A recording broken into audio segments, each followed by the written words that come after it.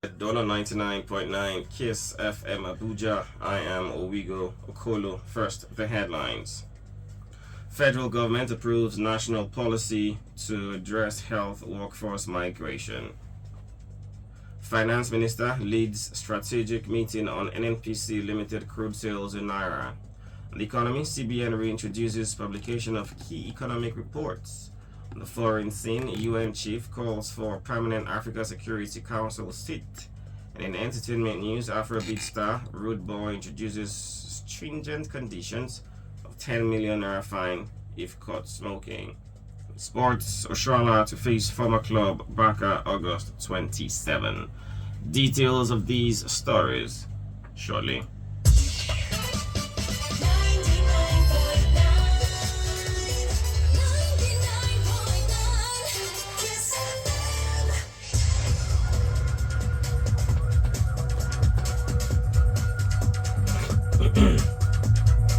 And now the news in detail. President Bola Tinubu will embark on a crucial 3-day official visit to Equatorial Guinea on the 14th of August today.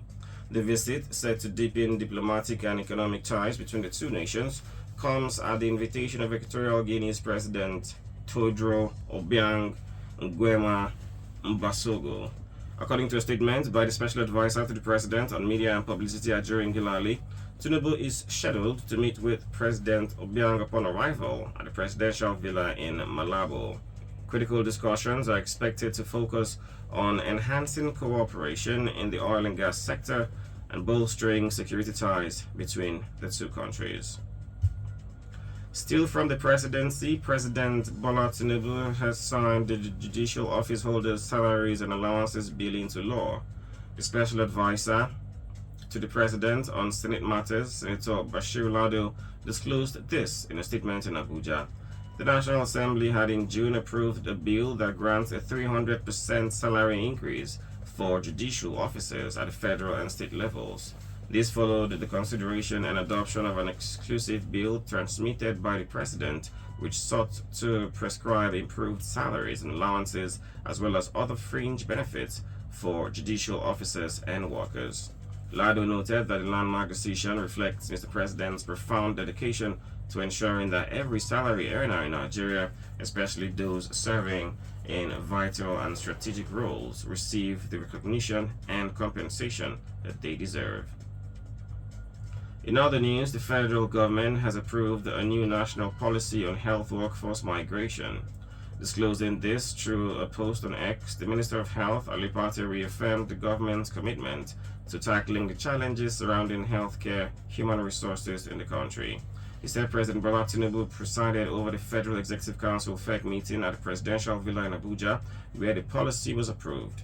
According to Pate, the goal of the new policy is to encourage the return and reintegration of Nigerian health professionals from the diaspora. He said that the policy aims to streamline registration processes and provide incentives to attract skilled professionals back to Nigeria, thereby strengthening the healthcare system. Still in the news, as part of measures for the full implementation of the President Tinubu's directive for the Nigerian National Petroleum Company (NNPC) Limited to sell crude oil to local refineries in Naira, the Minister of Finance and Coordinating Minister of the Economy, Mr. Wale Edun, has met with relevant stakeholders with a view to ensuring the realization of the policy objective of the federal government. In a release from the ministry, the initiative aims to strengthen the domestic economy as well as supporting the sustainable operations of local refineries, including the Dangote refinery. The meeting, which brought together important stakeholders, including Mr. Heineken Logobre, Minister of State for Petroleum Resources, Oil, Mr. Melekiari, the Group Chief Executive Officer NNPC Limited, Dr. Zach Adedeji, Executive Chairman of the Federal Inland Revenue Service FIRS, and other notable participants. It provided an opportunity for in-depth discussions which underscored long-standing challenges within the petroleum sector. In a related development, the Special Committee on Oil Thefts has recommended a special intervention fund for the Nigeria Security and Civil Defense Corps (NSCDC) and the Nigeria Customs Service (NCS) to enable them perform optimally. Honorable Al Hassan Dogua, who led the committee, made this known at a special sitting of the panel over the utilization of special intervention funds to combat crude oil theft across the country. The Commandant General, Nigeria Security and Civil Defense Corps (NSCDC), represented by Deputy Commandant General Philip Ayuba, informed that the Corps has not been able to access the Special Intervention Fund from any agency to fulfill or carry out its mandate. He further disclosed that the NNPC Limited, the Central Bank of Nigeria, and the Office of the Accountant General of the Federation have refused to incorporate the Corps into the Special Intervention Fund. The Comptroller General of the Nigeria Customs Service (NCS), who was represented at the event by Oloyede Adekunle, Assistant Comptroller General Customs, said the service has not been receiving assistance from any establishment to carry out its assignment. You're listening to news at Dono 99.9 Kiss FM Abuja. Economy, foreign, sports, and entertainment coming up in just a moment. Just stay tuned.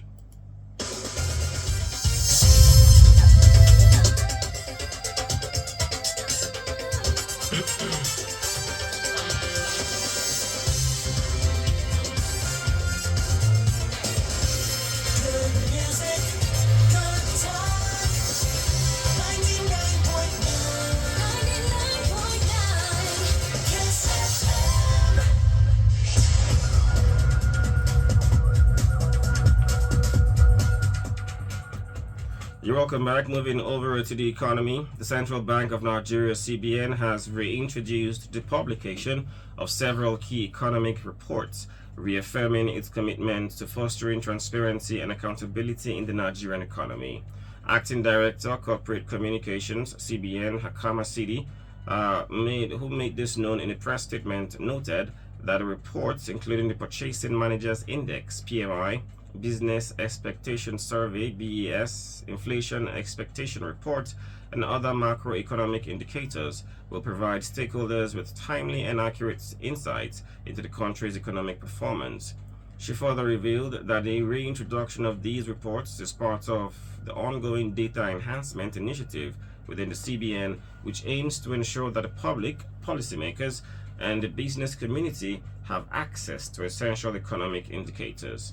She added that these reports offer valuable insights into the perceptions and overlooks within the business and the household sector, respectively, and this initiative is part of the bank's broader efforts to enhance transparency, promote informed decision-making, and support economic growth. On the foreign scene, United Nations Chief Antonio Guterres has called for Africa to be given a permanent seat at the UN Security Council as part of reforms to correct historical injustices. The Security Council, the 5 permanent members of which are China, France, Russia, UK, and US, has long been criticized for representing the realities that prevailed at the end of the World War II, when much of Africa was still under colonial rule. He also pointed out that almost half of the UN peacekeeping operations were in Africa and 40% of UN peacekeepers were Africans.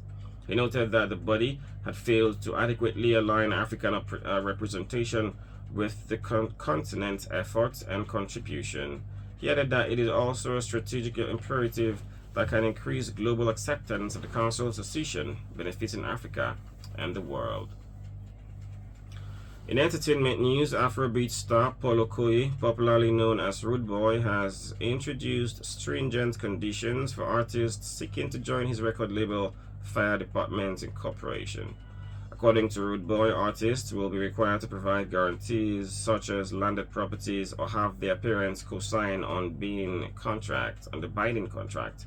He noted that any artist caught smoking while signed to the label will face a hefty 10 million naira fine. The new requirements aim to tackle the growing issue of entitlement among artists who believe they can succeed without label support. The move is seen as a bid to restore the value of record labels in the music industry. In sports news, BFC striker Asisha Tushrala will play against her former club FC Barcelona for the first time when her national women's soccer league club hosts the Catalans in an international club friendly on Tuesday, August 27. The 29-year-old joined Bar FC from Barcelona in February and is expected to face her former teammate at their new home ground, PayPal Park in San Jose. The former Liverpool and Arsenal striker had become a mainstay at Bay FC, scoring their first goal in the 1-0 victory against Angel City on her NWSL debut. You've been listening to news at Donna 99.9 Kiss FM Abuja. Just before we go, we'll have a look at our top stories. President Tinubu embarks on diplomatic visit to Equatorial Guinea today. Federal government approves national policy to address health workforce migration. On the economy, we told you, the CBN reintroduces publication of key economic reports. On the foreign scene, UN chief calls for permanent Africa Security Council sit. In entertainment, we told you, the Afrobeat star Rude Boy introduces stringent conditions of 10 million naira fine if caught smoking under his record label. In sports, Oshoala to face former club Baka on August 27.